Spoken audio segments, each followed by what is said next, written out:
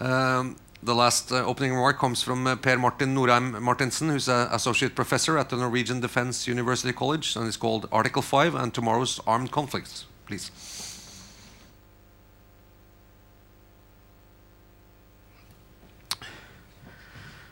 Yeah, I guess I should start with the fact that it's good to be back, although having to talk about the future, I don't know. As young researchers, we're always told never try to predict. Why is that? You can say quite a lot about trends and trajectories and how you believe that they're going to unfold. But then you always have that, you know. Nothing happened. There we are. No, there we are. It's like, this is one of my favorite Far Side jokes. And just to make it interesting, God says, we just add people or jerks, basically. And I guess that especially one man comes to mind right now, which makes it rather apt, but still. Despite the fact that you shouldn't try to predict the future, actually, the reason why you're having me here today is that I edited a whole book about the future, which is this one, called International Military Operations in the 21st Century. I have to share the blame or the honor with my fellow authors of this book. Basically, I think this was what prompted Kate and her team to ask me to say something about the future of Article 5, basically in light of shorter decision-making times and technology. The problem, of course, is that this is a book about non-Article 5 operations, so you got the wrong guy, sorry. But the more I thought about this, I found that several of the scenarios, conclusions, and some of the recommendations that we do actually describe in these books are in fact not that distant from a European context if we look at some of the current trends. Think about the problem of urbanization, the growing gap between haves and have-nots exacerbated by an acute awareness of your situation through social media, the rise of a discontented lower middle class, wide access to cheap, potentially disruptive technology, the growing vulnerability of our societies, and the failure by some European states to respond adequately to threats and risks on even the low end of the scale. So in short, all the bad omens that we used to lump into the rather large category of failed and failing states can also be observed across parts of Europe. That's my claim. So the observant among you would then see that what I've actually argued and what will be my conclusion is go and buy the book, just switch Europe for the rest of the world. But that would be a rather shameless way to try to sell the book from 2015, so I'll rather try to sort of make my argument a little bit more sophisticated than that. So I'm going to start actually by talking a little bit about Article 5 in the face of these new threats. And the basic question is there a problem with decision-making? Is there a problem with invoking Article 5 in the face of new threats? And to help me here, we discussed this at a conference at the Institute for Defense Studies just before Christmas. And I was given this slide courtesy of my very good colleague, Paul Hilde, who spent about 30 minutes explaining this slide. And I only have like 5, so I'm not going to try to do that. But I'm going to convey to you his 3 conclusions. And that was basically that this is a rather cumbersome procedure, yes, but the member states have worked on how to improve decision-making, make it faster, and they are also succeeding in this. Allies are able to make decisions concerning Article 5 quite fast, actually. But then again, it's the decision in Washington, Berlin, London, Paris, and not in Brussels, which are going to matter. It's a political question, really.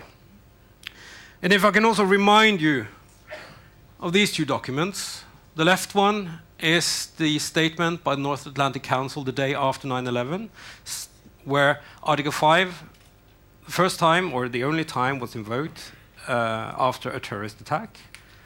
And the other one is NATO's strategic concept from 2010, which states that Article 5 will be applicable in a cyber attack. Meaning, actually, that Article 5 can be applied to quite a few situations. So I'm tempted to conclude that Article 5 is not where the problem is.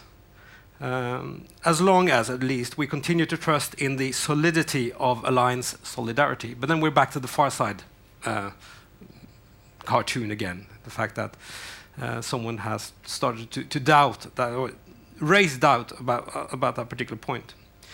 But if we leave that issue aside, I would say that the cost of invoking Article 5 suggests that crises, they need to be dealt with effectively long before Article 5 becomes a reality, which means that other articles in the transatlantic treaty would be more relevant. And I would suspect that many of you would think that I was to talk about Article 4 now, which is about deliberations before Article 5 is being invoked. But I'm not going to talk much about that. I'm rather going to talk about Article 3, which I believe not that many of you are aware of. Article 3 is basically NATO's resilience or robustness clause. Is one that is meant to ensure that all member states retain an individual capacity to resist armed attack and make proper preparations to handle crisis short of armed conflict. To the Norwegians among you, we're talking about what we used to call total defense during the Cold War. And I think it's rather interesting that a somewhat outdated concept, total defense, which is very much associated with total war, is now being sort of pulled back into reality, at least in the Norwegian context, and you also see it in Sweden, in many other countries. And I think it's rather telling that this is the way we have started thinking again. But then again, we need to be aware of the fact that it's not total defense or comprehensive security as we used to think during the Cold War. It is a concept that has to be adapted to a reality in which the thresholds or dividing lines between peace, crisis, and war have become ever more blurred. With the advent of a Russian foe which uses measures that exploit our weaknesses in dealing with what you may call gray zones or hybrid threats or what have you. But it's also a reality in which nations do not stockpile anymore. A reality where you have 90% of the world's medical supplies produced in China. Civil resources and critical infrastructure are now in many areas owned and operated by the private sector. Around 90% of military transport for large military operations is chartered or requisitioned from the commercial sector. Over 50% of satellite communications used for defense purposes are provided by the commercial actors.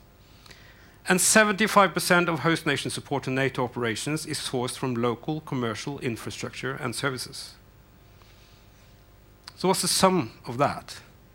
I would say that the sum is that while we are increasing our capacity to respond militarily against an armed attack, that is Article 5 for you, we have hollowed out our total defense capacity or our preparedness to handle a crisis and risks that fall and should fall short of Article 5. And it's in these gray zones or hybrid zones that we are most vulnerable and where our foes are likely to exploit our weaknesses. So then, it's essential then that European states and collective institutions like NATO and the EU, which we heard about, retains the capacity to avoid crisis from escalating. And this requires strong political institutions, robust public sectors, and strong coordination across sectors and institutions within and between states, what we used to call security sector reform whenever we talked about nations outside of Europe. So to put it bluntly, or somewhat stronger than I am perhaps comfortable with, Europe have become more vulnerable to state failure or the danger that states will not be able to deliver the very essential services that European citizens require of these states, which is food, water, electricity, communications, medical supplies, and all these things. And then we haven't even started to discuss the ideological robustness or resilience of liberal democracy that we touched upon yesterday. So what we need to discuss is how do we actually deter against hybrid, not threats, but hybrid foreign policy, as Paul said. I think that's a better term. Can or should we as liberal democracies fight dirty? Or do we need other strategies to fight these threats? We all know that smart equals vulnerable, but have we made ourselves unnecessarily vulnerable through the way we organize our societies? I don't know. But at least we need to start thinking about these other things rather than talking about Article 5 and the 2% objective. I'll leave it at that.